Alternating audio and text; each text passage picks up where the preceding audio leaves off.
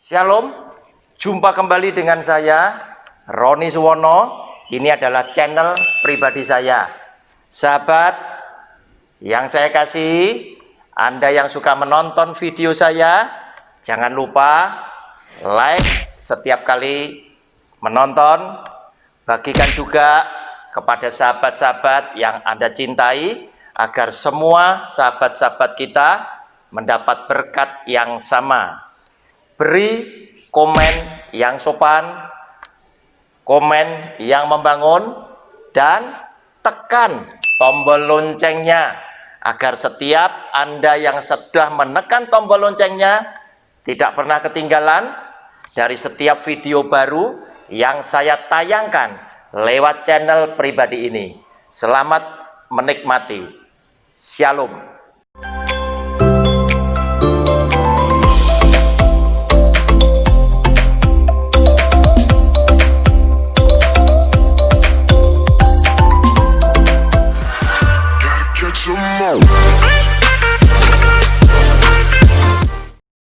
Shalom, jumpa kembali dengan channel pribadi saya lewat program Sabar Selidiki Alkitab bersama Roni Suwono. Saudara, kita memasuki video yang ketiga dari seri pelajaran Alkitab dengan judul Jangan Sesat, Perbuatan Baik Harus Tetap Kita Lakukan. Nah saudara, sebagian banyak dari antara kita seringkali bingung tentang keselamatan. Orang selalu berpikir perbuatan baik tidak perlu dilakukan, gara-gara memang ada pembicara-pembicara yang menyampaikan pengajaran yang demikian. Kamu tidak perlu berbuat baik apa-apa, karena Tuhan sudah pasti menyelamatkan engkau. Dan manusia diselamatkan bukan karena perbuatan baik, tetapi manusia diselamatkan karena kasih karunia Tuhan Yesus, dan Dia memberikan kepadamu dengan cuma-cuma. Otomatis kita adalah orang yang berbahagia, yang pasti mendapatkan surga nantinya. Saudara, hati-hati dengan para penyesat-penyesat yang demikian, yang memberitakan firman Tuhan tidak sesuai dengan isi hati Kristus. Hati-hati, jangan Anda ikut-ikut.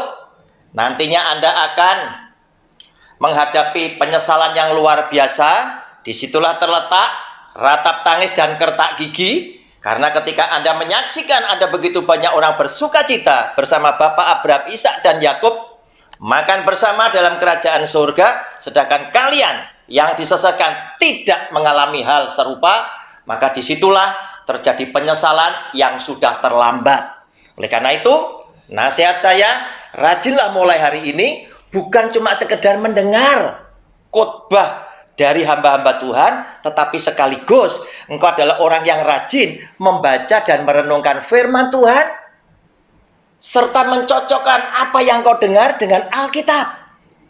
Sehingga lewat apa yang engkau pelajari secara sungguh-sungguh, hikmat Tuhan, saya yakin akan turun menerangi hati dan pikiran saudara, karena Alkitab berkata, setiap orang yang haus dan lapar akan firman Tuhan akan Dia puaskan. Dia akan menyingkapkan rahasia-rahasia kebenaran firman Tuhan hingga saudara memahami dengan benar dan dalam siapakah Yesus Kristus Tuhan itu. Saudara, judul kecil kita hari ini yang akan kita pelajari adalah perbuatan apa yang menyelamatkan kamu. Nah saudara, saya justru tunjukkan ayat-ayat bahwa perbuatan itu penting. Saya justru akan tunjukkan bahwa pandangan-pandangan dari sahabat saya tadi salah ketika Anda berkata perbuatan baik tidak perlu dilakukan. Saudara, salah.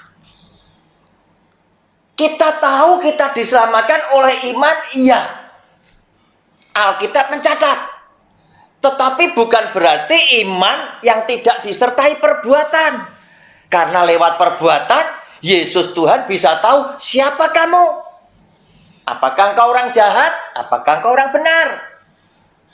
Apakah engkau orang yang membenci aku atau engkau yang mengasihi aku? Semuanya kelihatan. Lewat apa? Lewat perbuatan. Oleh karena itu, sebagai hakim dia langsung katakan bahwa semua orang akan aku hakimi lewat perbuatan mereka. Dan aku membawa upah sebagai balasan atas perbuatan mereka. Jelas, saudara. Sehingga dengan demikian, tidak salah jika saya memberikan judul besarnya dari seri pelajaran Alkitab ini dengan judul Jangan Sesat, Perbuatan Baik Harus Tetap Kita Lakukan.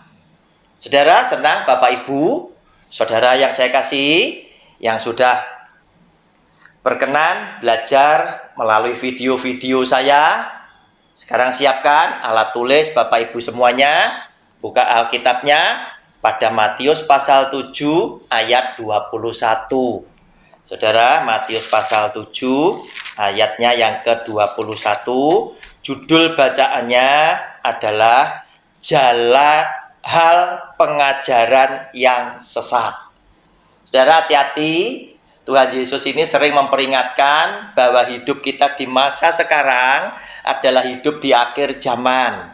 Di akhir zaman ada banyak yang palsu bermunculan, nabi palsu, rasul palsu, pengajar palsu, pendeta palsu banyak bermunculan, ya, yang membuat anak-anak Tuhan, jemaat Tuhan itu jadi bingung karena apa? Mereka tetap memakai di dalam nama Tuhan Yesus, ya, sehingga ketika mereka tetap mengkait nama Tuhan Yesus di dalam pelayanan mereka, kita jadi bimbang, jadi bingung. Ini asli atau ini palsu. Oleh karena itu, jika Anda kepingin membedakan yang asli dan yang palsu, Anda harus kenali lebih dulu yang asli seperti apa. Baru Anda nanti tahu yang tidak sama dengan yang asli, pastilah itu yang palsu. Sama seperti ketika BI, Bank Indonesia, tahu bahwa ada orang yang sengaja berbuat dengan kejahatan mereka mencetak, memalsukan uang Republik Indonesia, maka BI memberikan petunjuk kepada seluruh rakyat di Indonesia, menunjukkan ciri-ciri uang yang asli demikian. Sedangkan untuk mengetahui yang palsu, engkau harus melakukan yang hal demikian, supaya engkau tidak dirugikan oleh yang palsu. Oleh karena itu, saudara, firman Tuhan juga demikian. Dia memperingatkan saudara dan saya, hati-hati ada banyak yang palsu. Dan yang palsu bermunculan dan semuanya memakai atas namaku. Saudara, kita lihat sekarang perbuatan apa yang menyelamatkan kamu.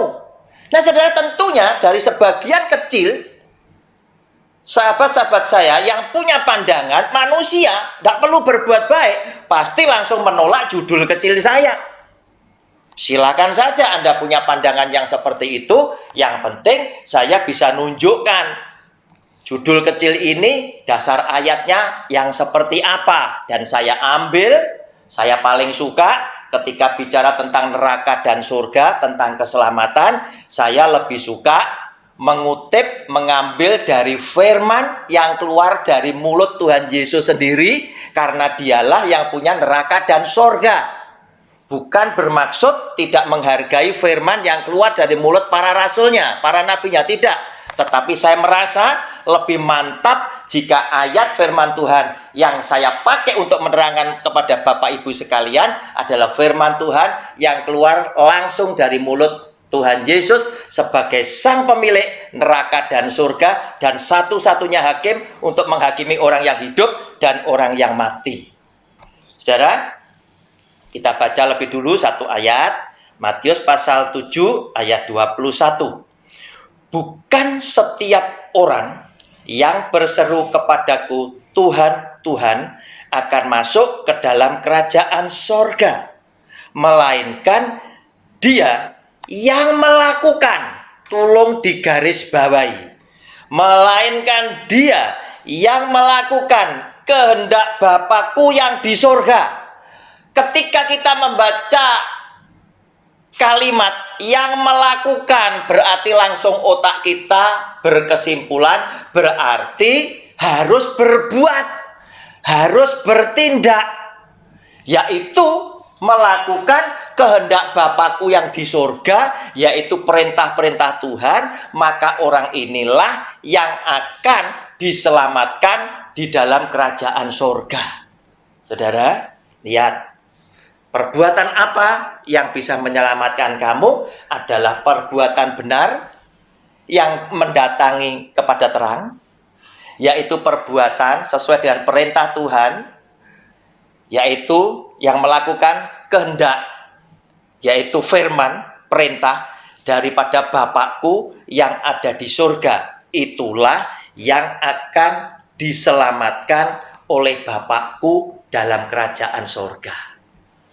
Nah, saudara, berarti perbuatan baik dan perbuatan benar memang tetap harus kita lakukan di dalam kehidupan ini sebagai wujud, sebagai bukti bahwa aku adalah anak Tuhan yang mengasihi Tuhan sebagai Allah dan Bapakku.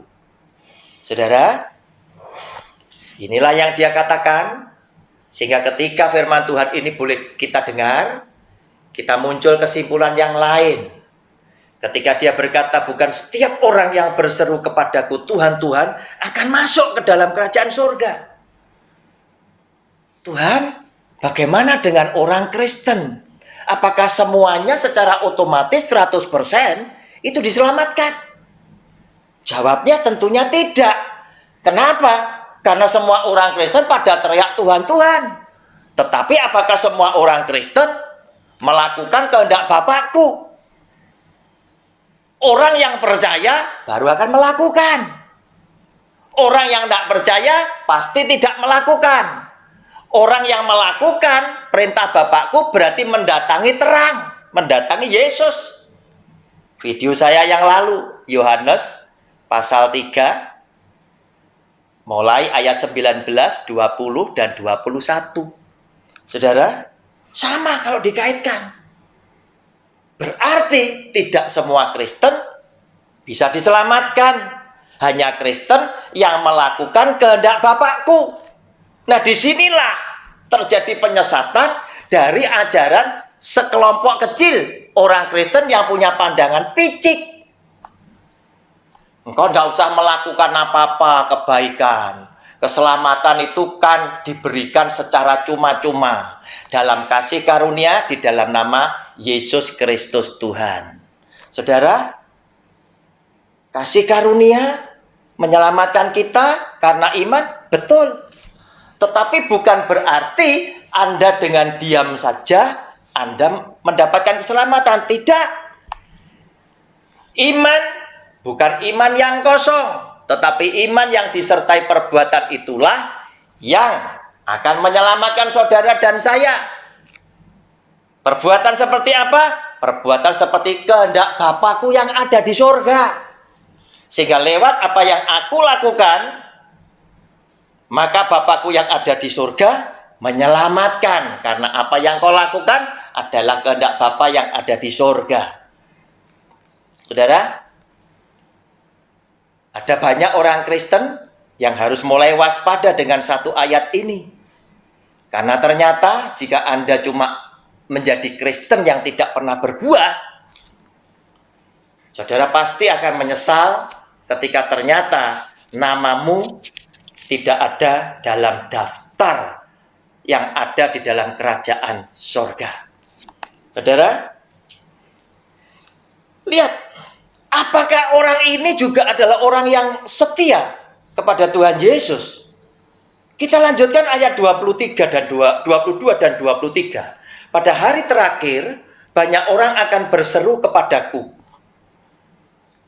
Tuhan, Tuhan, bukankah kami bernubuat demi namamu? Lihat saudara, yang membuat bingung saudara dan saya, bedakan ini asli atau palsu, karena mereka yang ditolak dan tidak diselamatkan tadi, juga memakai nama Tuhan Yesus di tengah-tengah hidup pelayanan mereka. Bukankah kami bernubuat demi namamu dan mengusir setan demi namamu dan mengadakan banyak mujizat demi namamu juga? Semua mereka lakukan demi nama Tuhan Yesus. Seakan-akan dia menunjukkan bahwa Yesus adalah Tuhan yang dia kasih. Yang di dalam hidupnya, dia menyerahkan total dia punya kehidupan untuk Yesus Kristus Tuhan. Tetapi apa yang dikatakan oleh dia? Pada waktu itulah aku akan berterus terang kepada mereka dan berkata, aku tidak pernah mengenal kamu, enyahlah daripadaku, kamu sekalian pembuat kejahatan. Saudara, kita jadi berpikir kejahatan yang mana Tuhan?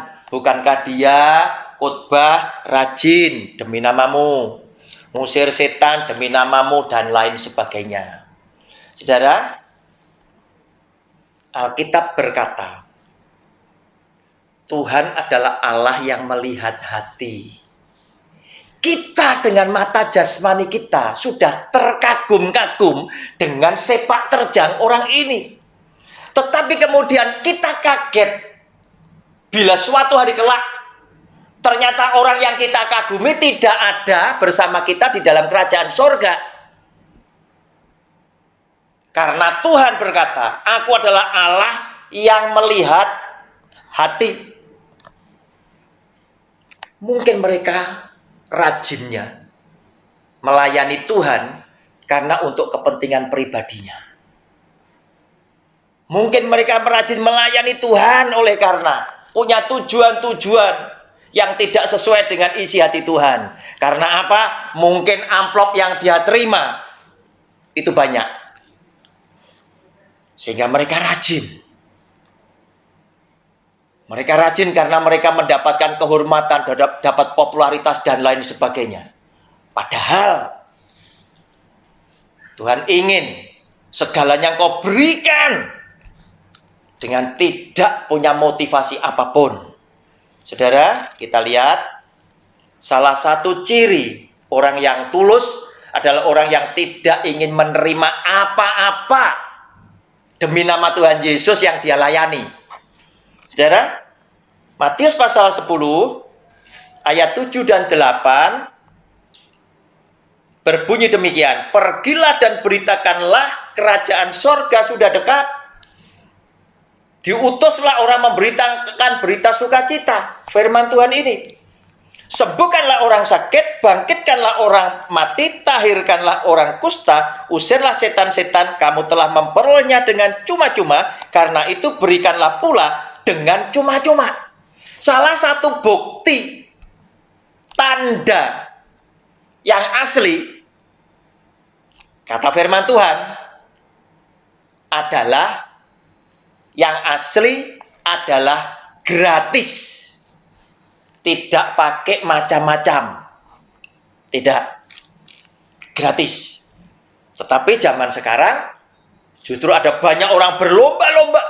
Mukjizat boleh terjadi yang ujung-ujungnya jadi segala tujuan yang negatif yang tidak seperti keinginan Tuhan. Nah, saudara, pembicara-pembicara model yang seperti ini, kenapa mereka harus memberitakan tidak perlu perbuatan baik kamu lakukan? Karena mereka sesungguhnya adalah pengajar-pengajar yang di dalam hidupnya sendiri mereka tidak mampu melakukan perbuatan baik dan benar. Mereka adalah orang-orang yang malas berbuat baik dan benar. Atau lebih ekstrim lagi, saya katakan, mereka adalah orang yang tidak mampu melakukan kebenaran. Oleh karena itu, mereka ajarkan seperti itu, supaya mereka, jika suatu hari kelak mereka dihukum, mereka punya pengikut yang menyertai dia. Oleh karena itu, hati-hati, dia seringkali mengutip dan menerangkan ayat secara salah di dalam Efesus pasal yang kedua. Saudara, Efesus pasal yang kedua, ayat 8 dan ayat 9 diterangkan dengan cara yang salah. Mereka ayatnya berkata begini, sebab karena kasih karunia kamu diselamatkan oleh iman, itu bukan hasil usahamu tetapi pemberian Allah. Betul, firman Tuhannya seperti ini. Itu bukan hasil pekerjaanmu. Jangan ada orang yang memegahkan diri.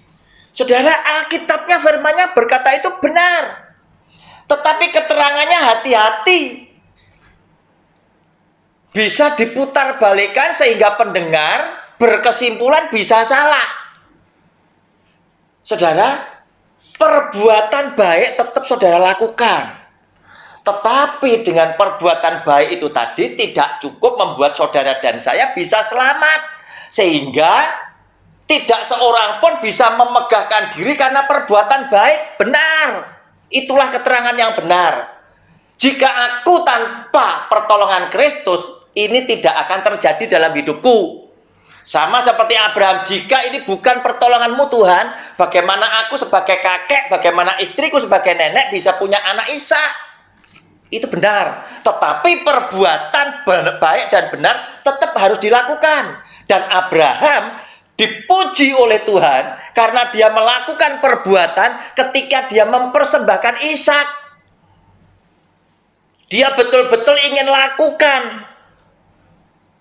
Ishak dikorbankan sebagai korban bakaran untuk Tuhannya karena perintahnya. Itu betul-betul dia mau jalankan. Itu perbuatan. Oleh karena itu saudara yang dikasihi oleh Tuhan, hati-hati dengan keterangan-keterangan yang membaca Alkitabnya sudah benar, tetapi keterangan ini sengaja diputar balikkan sehingga mengakibatkan saudara sebagai pendengar itu menyimpulkan secara salah. Saudara, iman yang seperti apa? Iman yang disertai perbuatan. Oleh karena itu Tuhan berkata kepada Abraham, dia adalah orang benar karena apa? Yang diperintahkan oleh Tuhan betul-betul ingin dia jalankan, yaitu mempersembahkan sungguh-sungguh Ishak sebagai korban bakaran untuk Allahnya. Dan kemudian Tuhan yang mengetahui hati Abraham menghentikan Abraham, dan Tuhan bersumpah demi dirinya sendiri untuk Abraham. Sekarang aku tahu bagaimana isi hatimu terhadap aku. Maka aku bersumpah demi diriku sendiri. Maka apa yang aku janjikan kepadamu akan selalu aku genapi. Saudara, iman yang disertai perbuatan. Dan perbuatan itulah yang akan menyelamatkan saudara bersama dengan iman bersama-sama. Perbuatan yang mana? Adalah perbuatan yang sesuai dengan kehendak Bapakku yang ada di surga. Oleh karena itu saudara, perbuatan baik, perbuatan benar, sesuai dengan perintah Tuhan, itulah yang harus tetap saudara dan saya lakukan di dalam kehidupan kita. Karena kita tahu, Yesus yang adalah Tuhan akan menghakimi setiap manusia lewat perbuatan kita masing-masing. Dan kita tahu, kasih karunia dalam nama Tuhan Yesus, iman kita, itu yang akan menyelamatkan kita. Shalom, kita berjumpa pada video yang akan datang. Haleluya, amin.